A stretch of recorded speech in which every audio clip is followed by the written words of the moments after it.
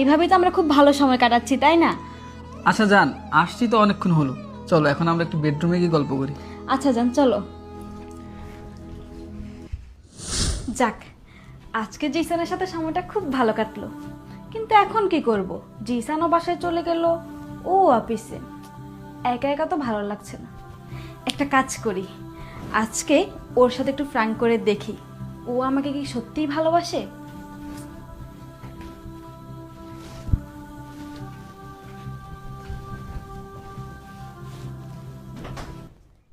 সবকিছু শুনে তুমি কি অবাক হচ্ছ? দাঁড়াও, আমি এখনই বাসায় আসতেছি, তোমাকে ডিভোর্স দিব।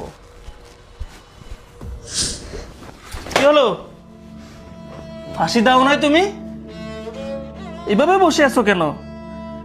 কান্না করে কি বুঝাচ্ছ তুমি? হ্যাঁ, তুমি কতটা খারাপ হলে এরকম একটি কাজ করতে পারো? আমাকে ধোঁকা দিচ্ছ তুমি।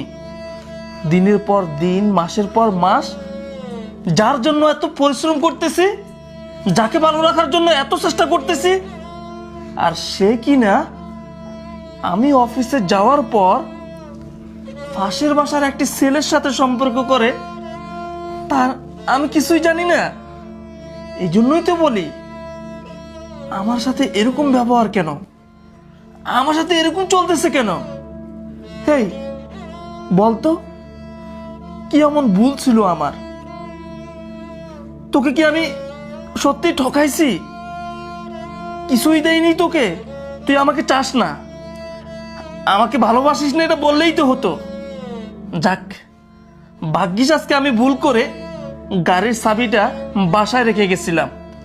আর যদি আমি ভুল করে বাসায় চাবিটা না রেখে যাইতাম, কখনোই জানতে পারতাম না তোর এসব কুকীর্তির কথা।